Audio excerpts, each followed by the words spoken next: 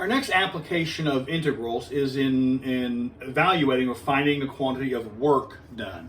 Now, I'm sure many of you remember from your glory days in physics, if I stand here and hold this box of chalk, then I'm doing no work. If I'm holding it static with no motion, there's no work being done. Work is force applied over a distance. So if I take this box of chalk and lift it, I've moved. Now I've applied a certain amount of force over a certain amount of distance. Work is force times distance. All right?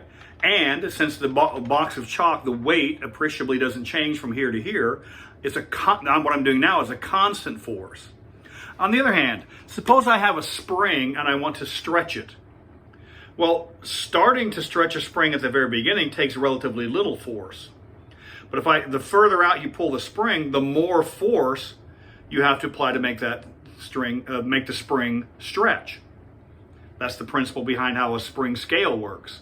And so, the same thing if I'm compressing. If I have a spring, I'm going like a shock absorber in a car. If I press, starting takes relatively little force, but the further you compress, the more force is required. And so that's a variable force being applied over a distance. Either pulling or compressing is irrelevant. Now, that is controlled, or that is the work being done here, or the work being done is established, or the force being applied, use something called Hooke's law. Hooke, you're going to use Hooke worked out the details of this and established something called Hooke's law. His colleague Cole got no credit for that, but he did apply, and he found Cole's law, which is chopped up cabbage with salad dressing. So that would be Cole's law. But we're using Hooke's law, and Hooke's law says this, that the force required to stretch or compress a spring, and we assume we're not stretching or compressing it beyond the integrity of the material. If you stretch a spring until it kinks, then all bets are off. But assuming we're in the normal range of motion for the spring, force is directly proportional to distance. And so if you know, so that force function is always a constant times x. Now, so what we're going to do is use this as the basis for being able to find amount of force done. So suppose we have this. Suppose we're given a force of 200 newtons, stretches a spring. In fact, I'm going to ignore the units because I'm not going to worry about that. So those physics people, the physics people won't like this. I'm going to just, because it doesn't matter if it's newtons or foot-pounds or whatever we're measuring, I'm just using 200 units, stretches a spring, and it stretches the spring, how much? Part A. It stretches the spring, let's don't do part A. Stretches the spring 400 or 40 units. So a force of 200 stretches the spring 40 units. They're centimeters or meters or whatever, inches, whatever units we want to use. Force of 200 stretches the spring 40 units. That piece must be given for our work doing these kinds of problems, because it's that piece of information that allows us to determine this function. And so the question we ask is, how much work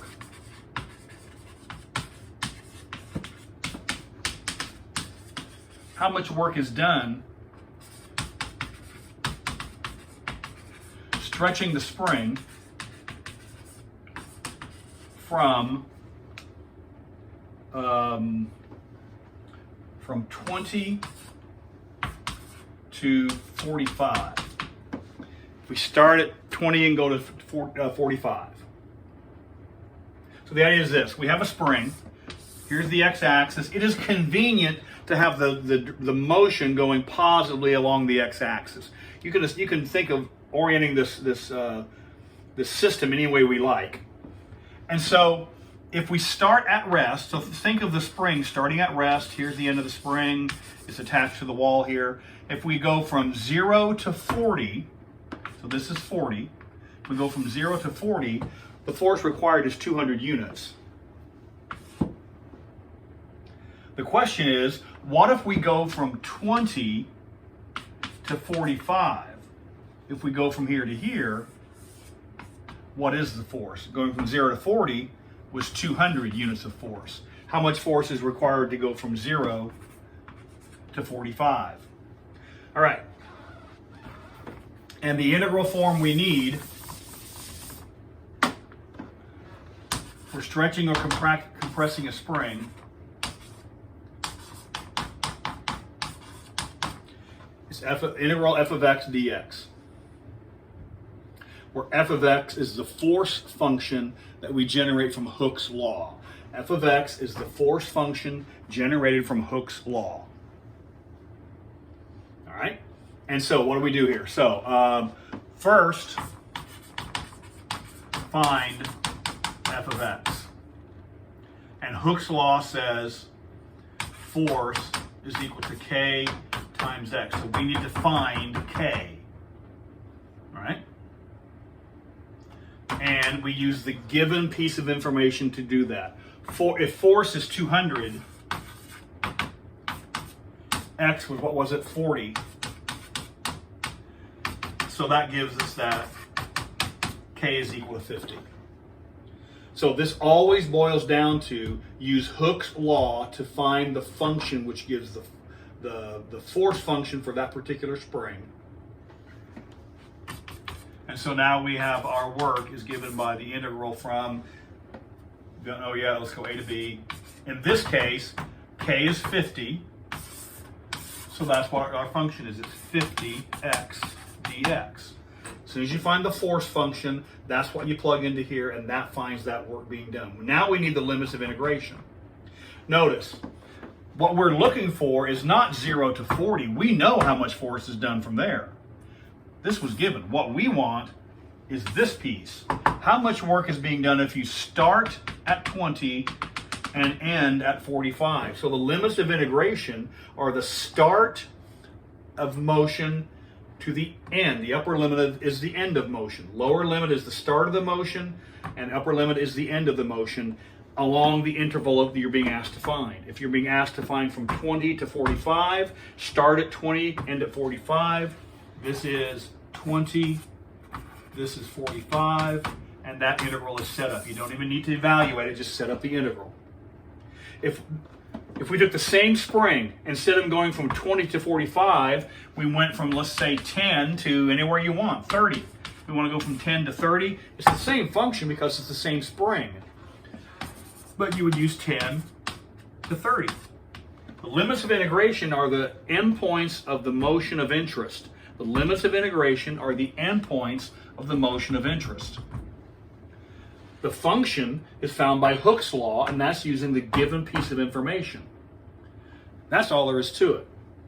So work done by either, and it doesn't matter if we're stretching or compressing, right? If we're compressing the spring, you might think the motion's in the other direction, but if you're compressing the spring, then you just orient the picture differently. If you're compressing the spring, then think of it, it's fixed out here. Suppose I want to go from 20 to 45, but I'm compressing. Well, then think of it this way. The spring starts at 20, and now you compress the spring, so the motion is always positively along the x-axis.